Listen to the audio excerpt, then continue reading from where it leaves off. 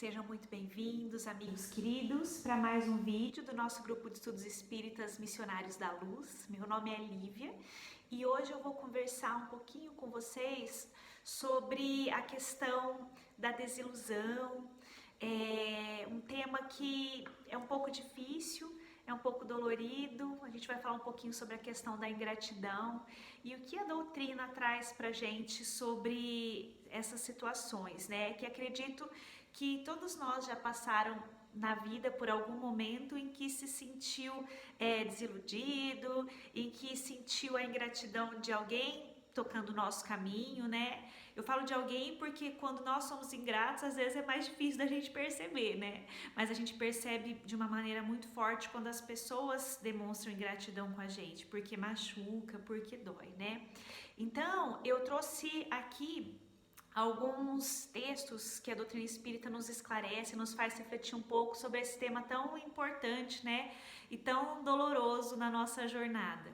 E eu queria começar lendo para vocês uma questão do Livro dos Espíritos, que é a questão 938, em que ela vai fazer uma reflexão no seguinte sentido. Muitas vezes, quando as pessoas são ingratas com a gente, nos tratam de forma que a gente não esperava, né? A gente tem uma tendência a ficar com o coração um pouquinho endurecido, né? A gente começa a ficar mais áspero no dia a dia, no tratamento com as pessoas, às vezes não só com aquele que nos agrediu, mas com os outros que estão ao nosso redor também, né? E muitas vezes quando a gente é dessa maneira rude com os outros, a gente põe a culpa nisso, né? Fala assim, nossa, mas eu já sofri tanto, já me fizeram tanto mal e a vida me deixou assim, a vida me deixou rude, me deixou de certa forma grosseira com os que estão ao meu redor. E a questão do Livro dos Espíritos, a 938, vem falar bem disso. É questionado o seguinte aos espíritos: as decepções oriundas da ingratidão não serão de molde a endurecer o coração e fechá-lo à sensibilidade? Quer dizer, aquelas decepções que chegam até nós ao longo da vida, elas não vêm para deixar a gente mais duro, menos sensível mesmo, né? Que muitas vezes a gente vê isso acontecer. E a resposta dos espíritos, ela vem no seguinte sentido: fora um erro, porquanto o homem de coração, como dizes, se sente sempre feliz pelo bem que faz. Sabe que, se esse bem for esquecido nesta vida, será lembrado em outra, e que o ingrato se envergonhará e terá remorsos da sua ingratidão. Quando eu li essa questão, me chamou a atenção uma seguinte situação. Ela faz a gente entender que o tempo coloca as coisas no seu devido lugar. Então, por exemplo, você fez algum bem, você acha que a pessoa não retribuiu da maneira que você esperava, e fala, calma, a vida vai te trazer aquilo que é de bom, né? Pode ser nessa vida, pode ser em vidas posteriores, porque muitas vezes a gente está passando por provas que são necessárias e essas desilusões, essas situações às vezes vêm justamente para nos abrir os olhos diante de determinadas situações, né? Mas fique tranquilo, porque também aquele que cometeu o erro, ele também vai ter situações na vida que vão fazer ele enxergar o erro e que provavelmente vai trazer um grande arrependimento para ele e dor no futuro até que ele possa reparar, né? Então a gente começa a pensar em uma coisa muito importante, que é a seguinte: quando a gente se vê entristecido, desiludido, entre aspas, vítima da ingratidão de alguém, a gente muitas vezes se revolta, né? E quer fazer justiça com as próprias mãos, quer que a pessoa se ferre, pensa coisa ruim da pessoa e tudo mais, né? E os espíritos vêm nos chamar a atenção no seguinte sentido: calma, o tempo põe todas as coisas no seu devido lugar. Então não fica se desequilibrando e perdendo aí o seu eixo, pensando no que fazer para prejudicar o outro que te feriu. O tempo traz as lições necessárias para cada um. A gente então começa a entender que é importante eu focar no meu equilíbrio, focar no meu interior. Vamos buscar então a serenar e seguir adiante sem perder o nosso equilíbrio por conta de atitudes dos outros, né? Porque daí a gente se prejudica mesmo. E falar é fácil, mas viver é difícil, né? Daí a gente pensa, mas como que eu vou conseguir fazer isso, né? Como que eu vou me manter sereno quando alguém tá me machucando, alguém de certa forma tá me desiludindo ou trazendo ingratidão na minha vida, enfim. E sobre isso, tem uma história muito interessante. Essa história ela foi contada no livro Espírito da Verdade, que é um livro que é a psicografia do Chico Xavier e do Valdo Vieira, e o espírito que nos conta se chama Hilário Silva. O Hilário nos conta que há muito tempo existe um homem chamado Saturnino Peixoto. O Saturnino Peixoto, ele tinha um sonho de abrir uma rua lá no local que ele morava, enfim, que há muito tempo ele buscava e não conseguia. E naquela época houve eleição e tinha um deputado que se elegeu, que se chamava Otaviano. Diz que esse deputado tinha uma fama muito boa, as pessoas diziam que ele era muito proativo em ajudar as pessoas, em trazer o bem, aquilo que as pessoas necessitam, né? Buscar auxiliar mesmo, fazer da melhor maneira possível o trabalho dele, né? Como deputado. E o Saturnino se encheu de esperança, ele falou, nossa, então eu vou redigir uma carta, que chegue até ele, né? E foi auxiliado por amigos para fazer essa carta, pedindo a abertura daquela estrada que ele precisava, para esse deputado tão bem falado, né? Tão bem, com tantas boas referências no meio em que eles viviam.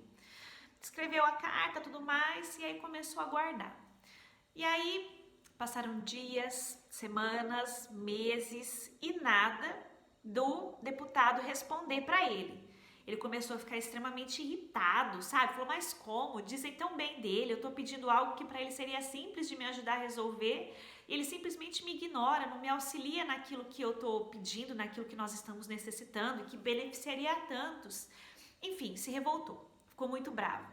A esposa dele, que era uma senhora que, segundo Hilário Silva, era uma espírita convicta, falava para ele, calma, Saturnino, perdoa, você não sabe o que está acontecendo, você não sabe os motivos dele, releva, né? Não cai em desequilíbrio, não sofre por isso, né? Vamos fazer o que está ao nosso alcance e vamos continuar. Mas ele não ouvia as recomendações da esposa, ele continuava com muita raiva, falando mal dessa pessoa para vários, porque ele não auxiliou, nem responder, ele não se dignou a responder a carta que ele tinha mandado, enfim, ele ficou muito bravo mesmo. E aí, passaram 3 anos daquilo dele ter escrito a carta, teoricamente já tinha caducado aquela solicitação, não teria resposta mesmo, né? Só que ele nunca se conformou com aquilo. Ele guardou bastante revolta, bastante mágoa no coração dele por ter sido ignorado aí pelo deputado, né? E vida que segue. E aí, passado um tempo, ele estava arrumando as coisas da casa dele, o escritório dele. E escritório é aquela coisa, aqueles livros, aqueles documentos, tudo que fica ali de repente guardado anos e tempos sem mexer. Ele lá tirando pó e mexendo. E para surpresa dele, o que ele achou no meio daqueles documentos? A carta que ele escreveu para o deputado estava lá, no envelope, selada, bonitinha e coberta de poeira. O Saturnino esqueceu de postar e enviar a carta para o deputado. Quer dizer, nunca ia receber, nunca ia responder mesmo, né? Nesse texto do Hilário Silva, me chamou muita atenção a questão de como a gente julga as pessoas, as situações ao nosso redor, sem conhecer exatamente o que acontece, né? O Saturnino estava muito bravo porque não houve resposta, quando ele descobriu que o erro começou nele, né? Quando ele esqueceu de postar a carta, não tinha como o outro responder, ele nunca recebeu essa carta. E muitas vezes as nossas desilusões, os nossos julgamentos de ingratidão estão vinculados a situações semelhantes, da gente não entender o que levou a pessoa a agir daquela forma, né?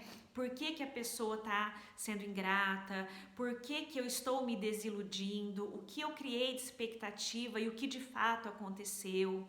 Então a gente tem que tomar muito cuidado. Esse é um ponto que nós temos que sempre lembrar. Cuidado com o julgamento. Nós nunca sabemos a história 100% do que aconteceu. Nós dificilmente saberemos os motivos que levou a pessoa a agir daquela maneira, mesmo que tenha agido sim de maneira errada e muitas vezes de má fé. e que tenha nos desarticulado de certa forma, né? Então aí existem duas situações, aquela que a pessoa na verdade não fez nada e nem sabe que você tá com raiva dela, porque ela nem sabe o que aconteceu, igual aconteceu com o Saturnino aí, né, que o espírito Hilário nos contou. E a outra situação, que seria aquela que a pessoa, sim, de fato fez algo de errado, algo que a princípio foi ruim para você e que te magoou e que te machucou de certa forma, né? E aí sobre isso tem uma recomendação muito interessante que é comentada no livro dos Espíritos, no livro dos Espíritos não, no Evangelho segundo o Espiritismo. Evangelho segundo o Espiritismo, capítulo 10, no item 17, tem um trecho em que o Espírito João nos diz o seguinte: quando perdoardes aos vossos irmãos, não vos contenteis em estender o véu do esquecimento sobre as suas faltas. Esse véu, frequentemente, é bem transparente aos vossos olhos. Quer dizer, a gente às vezes, para perdoar, diz, eu vou esquecer, mas a gente não esquece as situações, né? Esse véu do esquecimento, como ele diz, é muito transparente aos nossos olhos. Qualquer derrapadinha, qualquer escorregadinha, a gente vê aquele erro passado, aquela situação de maneira às vezes muito vívida, né? E traz de volta toda aquela dor, aquele sofrimento, né?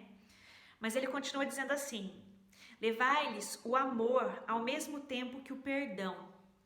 Fazei por eles o que pediríeis ao vosso Pai Celeste fizesse por vós. Então, a recomendação dele é que a gente, ao invés de julgar e dizer que vai esquecer, porque a realidade é que a gente não esquece as situações, elas aconteceram, elas estão de certa forma gravadas naquilo que nós somos, naquilo que nós nos tornamos. Mas ele fala para a gente chegar naquela situação e buscar de alguma forma levar o entendimento e o amor, levando o perdão de fato, porque o perdão não é sinônimo de esquecer. O perdão é quando a gente busca entender e, mesmo sabendo o que aconteceu, superar, colocar amor numa situação que antes tinha mágoa, tinha dor, né? Da mesma forma que quando a gente erra, a gente pede a Deus para perdoar a gente e Ele, no seu infinito amor e misericórdia, nos traz esse perdão, nos permitindo seguir adiante, né? Sempre. Então a proposta é bem essa, sabe? Não é fácil, eu acho que é uma busca que tem que ser diária na nossa vida e com certeza a gente não consegue do dia para a noite, mas a busca é tentar colocar discernimento e não julgamento. A pessoa agiu de forma que eu considerei errada, que houve de certa forma uma ingratidão, que me levou de certa forma a uma desilusão. O que eu devo buscar fazer? E a recomendação aí que os Espíritos trazem para a gente de uma forma tão bela é buscar o entendimento que leva ao perdão verdadeiro, né? Por que a pessoa agiu daquela maneira? Qual a dor maior que tocava ela? Qual o medo que ela tinha que fez ela agir de maneira tão errada conosco, né?